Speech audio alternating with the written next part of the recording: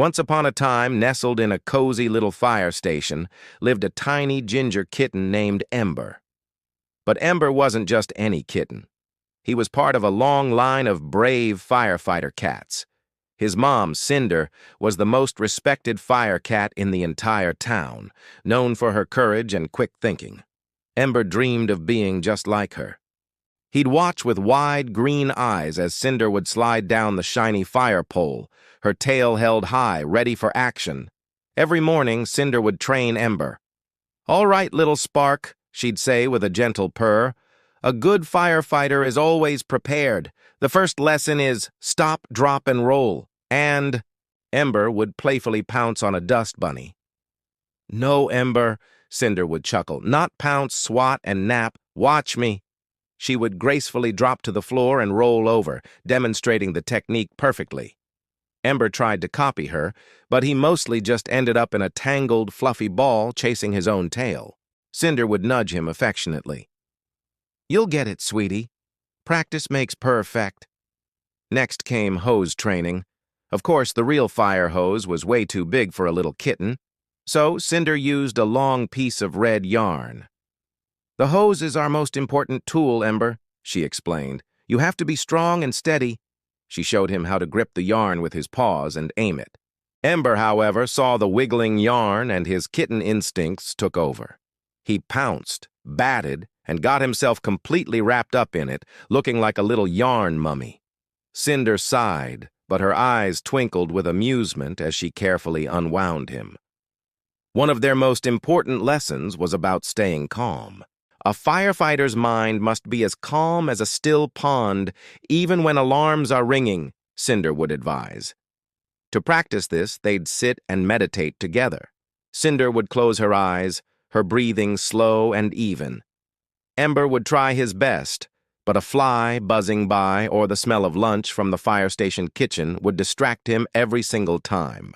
He'd fidget, his ears twitching, his tail flicking back and forth. It was so hard to be still. As the weeks went by, Ember started to feel a little discouraged. He wasn't as fast, as strong, or as calm as his mom. One evening, sitting by the window and watching the sunset paint the sky in fiery colors, he confessed his worries. "Mom, what if I'm not cut out to be a firefighter? I keep messing up." Cinder pulled him close, wrapping her tail around him like a warm blanket. "Oh, Ember," she purred softly. "Being a firefighter isn't just about being perfect at everything right away. It's about having heart. It's about wanting to help. And it's about never giving up.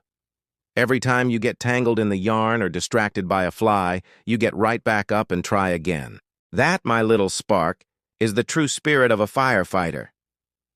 Her words were like a soothing balm to his worried little heart.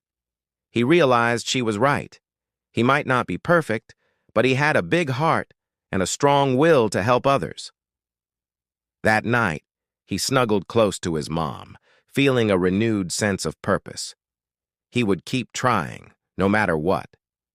The very next day, a real emergency happened. Not a fire, but something just as scary for someone very small. A little bird had fallen from its nest in the tall oak tree right outside the station. The baby bird was chirping in distress, and its mother was flying around frantically. The firefighters were too big to climb the delicate branches without breaking them. Ember watched, his heart pounding. He remembered his mom's words. "It's about having heart. It's about wanting to help." He looked at the tree, then at Cinder. He knew what he had to do. He wasn't big and strong, but he was small and agile. This was a job for a kitten. He took a deep breath, trying to calm his racing thoughts just like his mom had taught him. He scampered over to the tree and began to climb. It was much harder than climbing the cat tree in the station. The bark was rough and the branches were wobbly. He slipped once, his little claws scrambling for a hold. For a second, he was scared. But then he looked down and saw Cinder watching him, her eyes filled with trust and encouragement. That gave him the strength to keep going. He carefully made his way up, branch by branch, until he reached the frightened baby bird. He gently nudged it with his nose, purring softly to calm it down. Then, very, very carefully, he began to guide the little bird back up towards its nest. It was slow work, but Ember was patient.